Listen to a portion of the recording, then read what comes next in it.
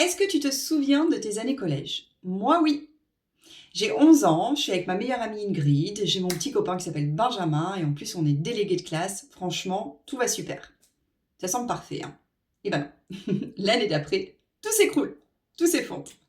Je me retrouve du jour au lendemain dans les chiottes du collège en train de chialer toutes les larmes de mon corps. Ça pue la pisse, je suis toute seule, mais je veux absolument pas que les autres voient que je suis seule.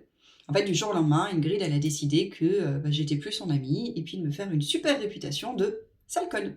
Je suis évidemment plus avec mon petit copain, je suis évidemment plus déléguée et c'est le début de l'enfer. Alors, tu dis que ça va s'améliorer avec le temps. Eh ben non, je change de collège et puis j'arrive dans un nouveau collège. Je me souviens, je suis en troisième et là, je me fais agresser, même physiquement. Elle m'arrache des touffes de cheveux. J'ai même tellement peur de perdre mes cheveux. Bon, comme tu vois, non, heureusement, j'ai pas perdu ma touffe de cheveux, mais elle m'arrache les cheveux parce que elle a décidé que j'étais pas sympa et je me fais racketter d'ailleurs à ce moment-là aussi. Elle me prend mon pantalon, qu'elle m'abîme. Voilà. Tu dis que ça va changer? Bah non. J'arrive au lycée, tout pareil. Je change de lycée, tout pareil. Je suis littéralement tétanisée par le regard des autres. Et je crée un pattern. Je me mets à l'écart, je me sens différente. Et forcément, comme je me mets à l'écart, je me sens différente, je me sens beaucoup plus sensible que les autres. On joue là-dessus, on rentre dans ma faille. Et je deviens vraiment la personne qui est exclue, qu'on n'aime pas, qui est différente. Je me renferme de plus en plus, mais heureusement, j'ai une famille aimante, j'ai des amis quand même à part qui sont eux incroyables. Donc j'arrive petit à petit à me construire, mais je reste cette fille hypersensible, différente, seule, qui est incapable de se sentir bien dès qu'il y a un groupe.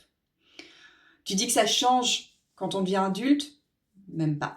Je reproduis exactement ce même schéma, je fais une école de commerce, la première année se passe plutôt très très bien, la deuxième année, une catastrophe. Je rentre dans le BDE justement en me disant c'est super, ça y est, j'ai transcendé et je peux enfin être à l'aise dans un groupe. Et ben non, la deuxième année est une catastrophe, on est au ski, je suis avec le BDE et je me retrouve en train de chialer toutes les larmes de mon corps parce que justement je me fais rejeter par tout le monde, parce que je skie mal. Évidemment, c'est pas la cause principale, tu t'en doutes. Et ça continue comme ça jusqu'au monde professionnel où je me fais même harceler moralement par ma boss qui décide, et ça a été le plus beau cadeau de ma vie, de me licencier. J'ai 30 ans, on vient de me licencier, j'ai enchaîné CDD sur CDD, c'était mon premier CDI où en plus j'étais très bien payée. Et là, je me dis, c'est juste plus possible. Je suis en train de chialer à nouveau toutes les larmes de mon corps. Je suis dans ma cuisine, je me souviens très bien. Et je suis en train de pleurer en me disant, mais pourquoi moi? Mais pourquoi ça m'arrive? Mais c'est pas possible, j'y arriverai jamais. Pourquoi moi? Est-ce que tu as déjà ressenti ça? Eh bien, si tu veux, ça a été le déclic, ce moment-là, de cette transformation incroyable que je me suis offerte. J'ai commencé à me plonger dans les livres de développement personnel. J'ai commencé à me dire et à comprendre qu'en fait, j'étais la propre actrice de ma vie. Et j'ai plongé dans la spiritualité, dans les neurosciences, dans la psychologie. J'ai commencé à regarder tout ce que je pouvais regarder. J'ai commencé à me former. J'ai fait plein de formations. J'en suis aujourd'hui à peu près plus de 30 voire 35 000 euros de frais de formation. Et j'ai littéralement transformé ma vie. Grâce à ce licenciement, grâce à toute cette première partie de vie où j'étais tétanisée par le regard des autres, où je me suis constamment mis en retrait, où j'avais pas confiance en moi, où j'avais pas d'estime de moi, j'ai réussi à transformer tout ça en une force incroyable. Et aujourd'hui, mon super pouvoir, qui avant me pourrissait la vie, qui était de connaître avant même la personne limite son émotion, ce qu'elle ressentait, savoir ses pensées, je l'ai mis à profit dans mon travail aujourd'hui.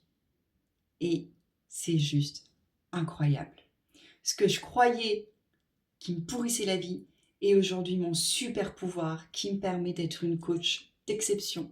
Et j'accompagne aujourd'hui des dizaines et des dizaines de femmes à transformer leur vie. Pour donner des exemples, je peux accompagner sur la charge mentale, l'éducation des enfants, la relation avec le conjoint, comme quelque chose de beaucoup plus profond, puisque c'est ce que j'ai fait moi, à savoir prendre confiance en soi, se libérer du regard des autres, se libérer des peurs et commencer à vivre enfin enfin la vie qui nous inspire. Je suis profondément persuadée que l'équilibre est la base de tout. C'est en trouvant un équilibre entre son hypersensibilité et ne pas être sensible, entre la spiritualité, les neurosciences et les preuves scientifiques, entre le coaching et la psychanalyse et la psychologie, entre le travail et le personnel, bref. Toute ma vie, j'ai recherché l'équilibre et aujourd'hui, je suis assez fière de dire que j'ai trouvé un équilibre incroyable où je fais un métier qui me passionne, où j'aide des dizaines de femmes et en même temps, je prends du temps pour moi, pour mes animaux, pour mes passions, pour mes chevaux. Donc, tout ça pour t'expliquer que il est toujours possible de transformer un pattern qu'on a, aussi vieux soit-il, parce que nous sommes responsables de notre propre bonheur. Donc si tu as envie d'en savoir plus, si tu as envie de transformer ta vie, si surtout tu as envie de transformer ta relation avec tes animaux, parce que j'ai appris ça aussi, j'ai été thérapeute pendant 10 ans, j'ai soigné les animaux jusqu'à me dire qu'en fait c'était pas l'animal que je soignais, mais son humain. Et c'est pour ça d'ailleurs que je suis devenue coach, c'est que je me suis rendu compte que j'avais envie d'aller encore plus à la source pour aider l'animal, et la source c'était son humain et son gardien, sa gardienne, son propriétaire, sa propriétaire.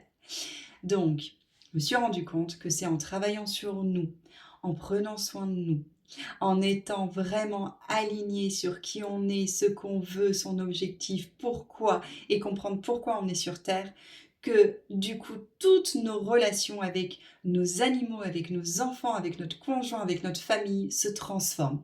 Bref, j'ai envie de dire qu'aujourd'hui, mon rôle, c'est de semer plein de graines de la joie dans le cœur plutôt de plus d'êtres humains possible et de pouvoir transformer le monde parce que je suis intimement persuadée que les gens sont fondamentalement méchants juste parce qu'ils n'ont pas confiance en eux et qu'ils ne sont pas heureux.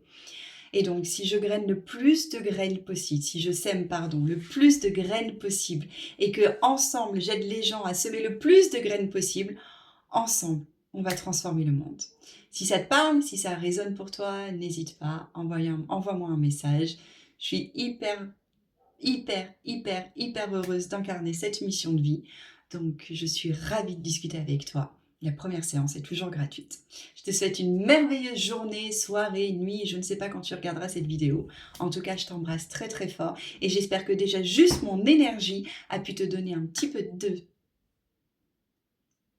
Et j'espère que juste déjà mon énergie a pu te donner plein d'énergie, de positive, d'ondes positives pour transformer ta vie. Allez, on change le monde ensemble ?